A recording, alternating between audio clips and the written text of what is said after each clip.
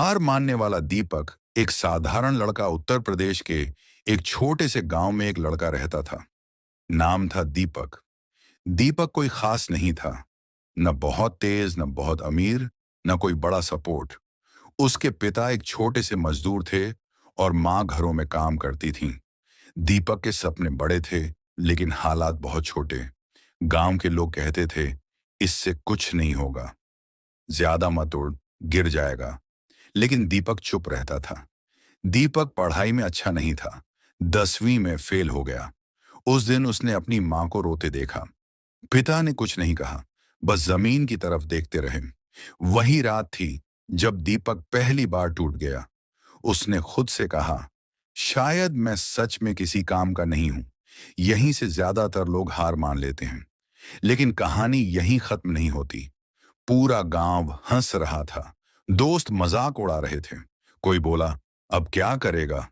कोई बोला, मजदूरी ही करेगा। दीपक का आत्मविश्वास मरने लगा।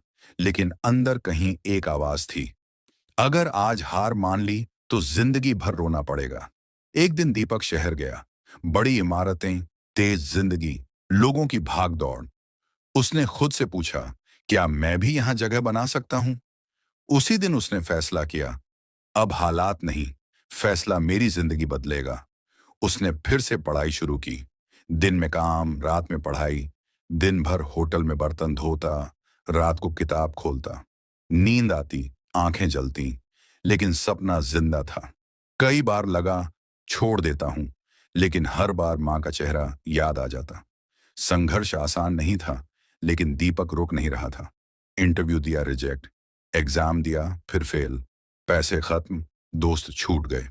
एक रात दीपक रो पड़ा। उसने कहा, भगवान, क्या मेरी मेहनत बेकार है? और उसी रात उसने एक बात समझी, असफलता जवाब नहीं होती, असफलता तैयारी होती है। अब दीपक ने रोना बंद किया। उसने सीखना शुरू किया।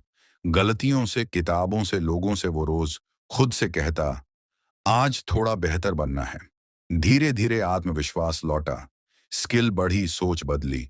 एक दिन वही दीपक एक अच्छे ऑफिस में बैठा था। पहली सैलरी हाथ में थी।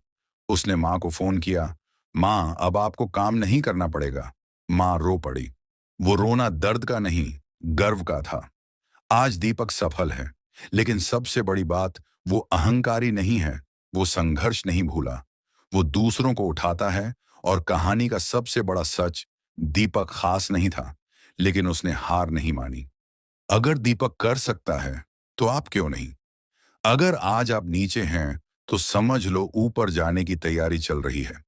रुकना मत, डरना मत, हार मत मानना, क्योंकि जो आखिरी तक चलता है, वही इतिहास बनाता है।